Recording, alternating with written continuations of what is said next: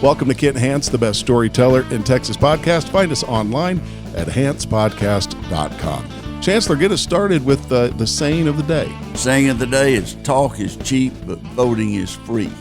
You know, it's a bargain. You need to get out and vote. Tomorrow's the day. And my wife said, be sure and remind them, vote like an adult.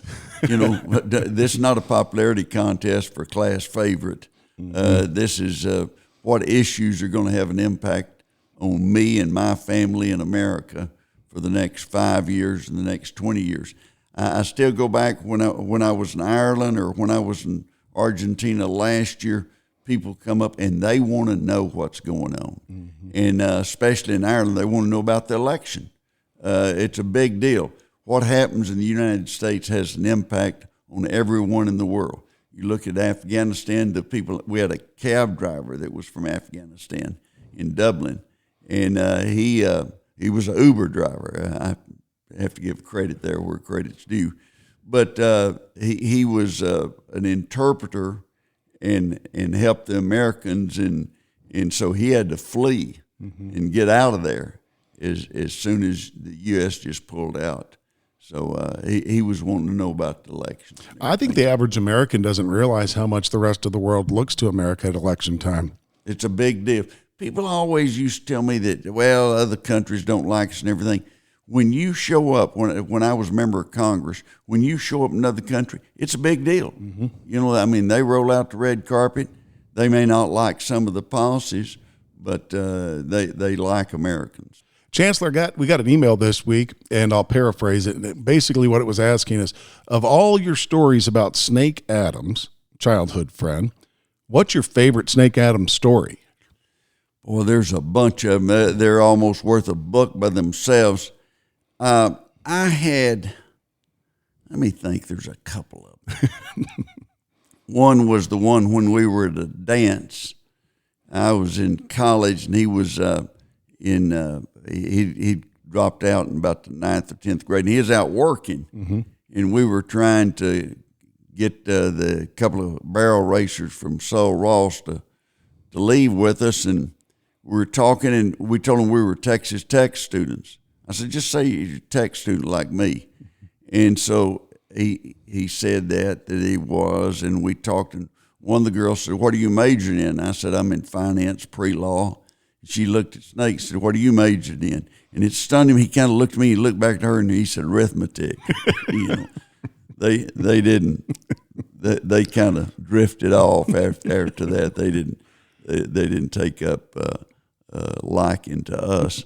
The other one is, I'll clean this up, but we were at a dance one time in Nazareth in Texas, in a little town outside of Dimmitt. And a guy came up and said, are you Snake Adams? And he said, yeah. And the guy said, I'm going to beat the hell out of you. You've been messing with my wife. I cleaned it up. You know, and Snake goes, what's her name? And he said, Jane. He said, no Janes. He said, if I find out who's doing it, I'll help you whip them. The guy thanked him. And his brother said, God almighty, why didn't you just say no? He said, if I just said no, he'd think I was lying. But if I inquire and try to get the facts, you know, it's a lot better. So he just said, what's her name? You know?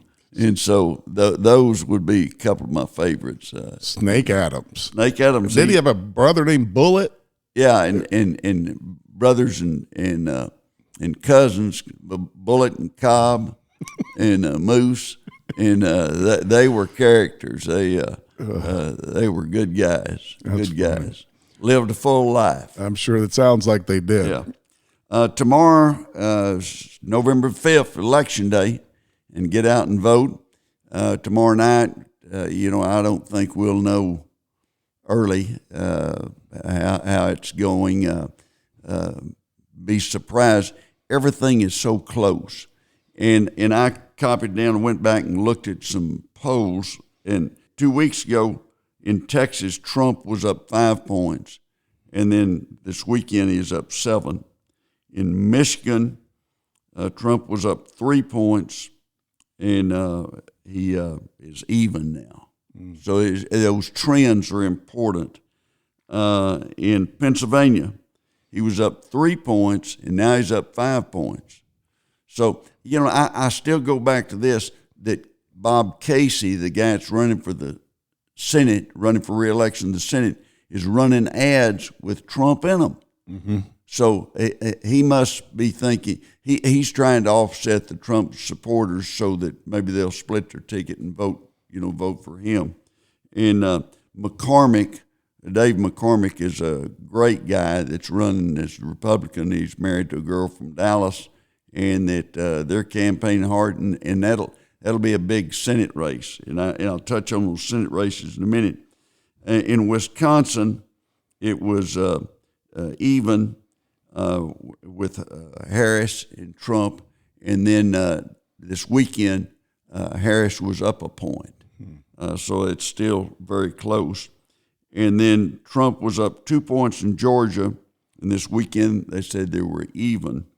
And there was another poll had him up 1.2%, 1% and 0.2 in Georgia. And in North Carolina, Harris was up 2 weeks ago by 2 points.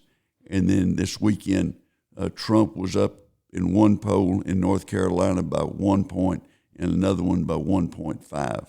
That's a pretty big delta there for that. I mean, that's pretty significant it's a change. Swing. And Arizona, Trump was up by 1.6%, and he was even 2 weeks ago. In Nevada, Trump was up by 0.6%, 0.6%. And another poll had Harris up by 1. So these states, they're very borderline. I mean, they're tight. Now, there was a poll came out in Iowa that showed Harris up by 5 points in Iowa. If she won Iowa by 5 points, it's over. Mm-hmm. Trump won Iowa in 2016 and in 2020. And so I called a couple people, and none of them could believe it, that was correct. Trump had a position that in Iowa at one point in time he was up by 5 points. So if he was up by 5 points in September and now is down 5, that'd say a big swing, and that has not shown up in any other state. So I think that poll must be off. And it goes back to something you mentioned a couple of weeks ago. What you're looking for in polls are trends. And this doesn't have a trend elsewhere. Yeah, it doesn't. Trends are the number one thing you look in polls. Am I on the right message? Or am I still at 4 points difference or 5 points? You get in a poll and you get the results back, and you're 5 points better off than you were 2 weeks earlier. Mm-hmm. Well, your message is getting through. And so all political campaigns, they'll look at those trends. But there hadn't been any trends, widespread trends other than that one poll in Iowa in the battleground states. I mean, it's all those polls are running 49, 48, 47, 48, things like that it's just a racehorse finish. And it shows how tight it's going to be in those states. Nationwide, on the popular vote, Harris is ahead, but that doesn't matter because of electoral college. And I think that if you look at the big issue for Republicans other than the presidency is the Senate. Mm-hmm. And can they take the Senate? And they were down a couple of votes, and you look at Joe Manchin did not run for re-election, and he'll be replaced by a Republican from West Virginia. And then you look at the other states, where do you have the best chance? In Montana, Sheehy looks like he's going to be able to beat Tester. Tester's been there 3 terms, and it'll be hard to beat. But Montana, Trump's winning in Montana by 18 points. Mm-hmm. Well, he'll have some coattails, and he'll have an effect, and Sheehy's run a pretty good campaign. The other swing state to look at in the Senate race is Ohio. And Bernie Moreno, who I know and I really like him, nice guy, he's running against Brown. And Brown is very liberal. He's been there a long time. He's been in office since, almost back to the time of Nixon. He's certainly had a lot of experience in government, one form or the other. And he did not go to the Democrat convention. He stayed in Ohio and campaigned.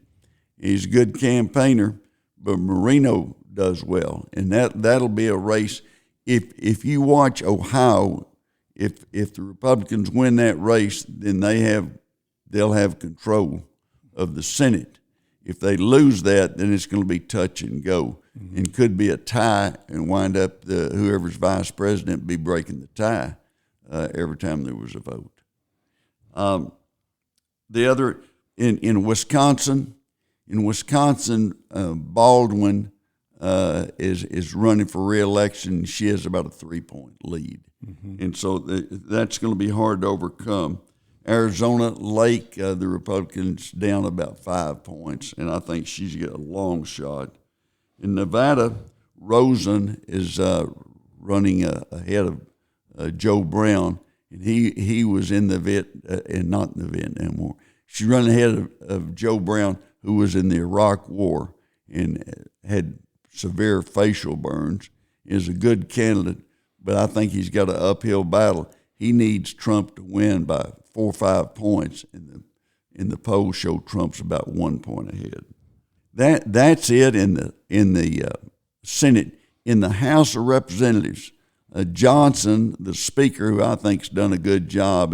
It's hard to be Speaker when your margin is 4 votes. You can have somebody wake up some morning, and especially when they change the rule to allow one person to try to remove you. Well, you've got to try to keep 230, 215 people happy every day, or happy enough they don't try to remove you like they did Kevin McCarthy. And so Johnson's working it hard. They've worked at all these battles trying to keep the House. And the political wisdom of Washington this summer was that the Democrats were going to reclaim control of the House. But the Republicans think that they're going to be able to not only keep the House but add 4 or 5 seats. To be effective as Speaker, you really need a majority of 20, 25 seats. Otherwise, you're just always on the edge, afraid somebody's going to drop off on one of your major issues. It seems like it's been a long time since one party or the other had an advantage of 20 seats. Am I wrong? Yeah, no, it has been, and it's been real close, and they've had a lot of seats or photo finishes. And there'll be some of these House seats that we won't know who the winner is for a week or two.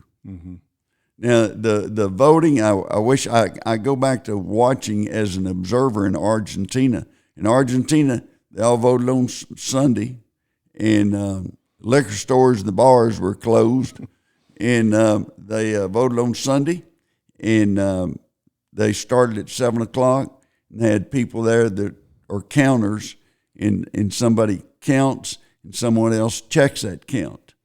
And the voting stops at 7 o'clock that night, and they always announce the winner by 9 or 10. Wow. Everybody goes home. And their ballot was that they're perforated so you can tear off parts of them, and they'll have the picture. Like here, they would have the picture of Harris, and they'd have a picture of Trump, and you just tear out the one you wanted. It'll have their name in print at the bottom. But if you can recognize a picture, you can vote in the presidential election in Argentina. Do you remember the first election in Afghanistan, how they stuck their finger in the purple ink, and that showed that you had voted and you couldn't go back and vote again? I was like, that's really not a bad idea. Yeah, hey, when they don't have money and they got to come up with some idea, somebody's going to come up with a plan that might work. But they put their hand in that ink, and what are you going to do? Cut your finger off? If you wanted to, you'd really have to be dedicated to cheating. If you did that, you'd have to cut your finger off, and I think there'd be a little damage to that. Right. No matter what you think of the way the voting is with ballot harvesting and mail-in voting. No matter, it is what it is. It right is, now, so and look, you can't change it. Right. I thought we always had a good system. COVID changed it a bunch. People said, well, let's leave it open longer. Let's leave it open longer. You know, you're having to buy ads, and your ads have got to start 4 or 5 weeks before the campaign vote day. Mm-hmm. And you're better off having ads that'll start 2 or 3 weeks before you start voting. So this way you're in a position for lesser candidates. You have to start voting. The voting will start, 45 days or so out, and that makes it very difficult if you've got a limited budget, and so it makes it hard for you. I don't see in Texas that I think that Cruz is going to win, and it's a close race, but he had a close race against Beto. Those two of them been going at it on TV with the they ads. have. Oh. What people are seeing in Texas is what people are seeing in those swing states in the presidential elections. I mean, they're just one ad after another when it just keeps on grinding, mm-hmm. And a lot of people in the swing states are ready for the election to be over. They're tired of hearing all those ads, mm-hmm. And but it's going to be something that I'm a Republican. I voted for Trump. I've already voted, and that I like his policies. Harris, I don't dislike her. I just don't like her policies, and I hope people look at policies, and some of them may agree with her policies, and some may agree with his policies. But what are they going to do? That's really the key, mm-hmm. In that I think he had Biden in a bad position. He'd beaten him, but he should not have called for a debate. That debate before the convention allowed them to switch candidates and get someone that might have a better chance, mm-hmm. Than Biden did. And Biden's kind of gotten into it a little, and I think they've taken him off the trail. That he was talking about garbage, and Trump got in a garbage truck and had the vest on. I thought it was pretty funny. He said that they were trying to get him to wear the vest, and he said, no. And then one of the women on the staff said, makes you look thinner. He said, give me the vest. He said he might never take it off. Yeah, and that he's a publicity hound. He knows how to get publicity. You're fired. I mean, mm-hmm. he had a lot of people following that. And then he went to McDonald's and showed him sacking fries and hamburgers, mm-hmm. and being at the window. Can you imagine you're pulling up and you got your wife and kids with you, and you look up and there's Donald Trump. You want fries with that, or y'all want some ketchup with your fries, or whatever. But it's pretty funny, and that she was on Saturday Night Live, so they're all trying everything they can. Somebody said, well, that surprised you about Saturday night. No, they're pretty hard left anyway. What surprised me 2 or 3 weeks ago, they made fun of her for, they'd always made fun of Trump. It didn't shock me that they'd be out there trying to help her. I think the public enjoys those lighter moments in political campaigns when they do something that's a little out of character for them, and I think the public eats it up. They like it, and they feel like they get to know them a little better. I think that a couple of the podcasts we've had, one was of Senator Cruz, mm-hmm. about him. How did he get on the clerk? How did he clerk for the Supreme Court? And how did he get his first job? And, how was college and things like that? And we did that also with Dan Patrick. Mm-hmm. And Dan Patrick tells how he got the, what was the Temptations? It was the Temptations got at the the senior prom. For the senior prom. He was running for president of his class, something, promised he'd get the Temptations. Mm-hmm. And he luckily did, and everybody said, oh, that's great. They really, he was scared to death he wasn't. And then also he was trying to get the job in D.C. as a weatherman, and his competition, they narrowed it down to him and Al Roker. Mm-hmm. And Al got the job. But they told him, said, would you like to be a sports guy? And he said, sure. So they made him a sports guy, and he did so well. A station in Houston, I believe it's KHOU. They saw him, they liked him, and they brought him to Houston to do sports. He had his own sports show, and he got to be good friends with Bum Phillips and spoke at Bum Phillips' funeral. And Rush Limbaugh, too. Yeah. Became friends with. That's a great interview. You should go back and listen to those two interviews. Just scroll down a little bit. You'll see them with Lieutenant Governor Dan Patrick and Senator Cruz. You'll get to know a side of them that you probably don't know. And they're tough not to like. Another one that we need to run and go back and run on a Wednesday is Randy Mahomes. I will do Patrick Mahomes' mother. And we interviewed her and asked her, when did you think he was going to be good athlete? And I think he was 5 at the time, and he was playing soccer with 8-year-olds and scored 6 goals. And she talked about, she said, "What was I thinking? I let my 7 or 8-year-old catch batting practice for a major league pitcher." Yeah. She's like, "What was I?" She was like, "I don't know what I was thinking." But I'll get that up. We'll post that on Wednesday. It's a great interview. It's really good. With she Randy did a Mahomes. great job. Yeah.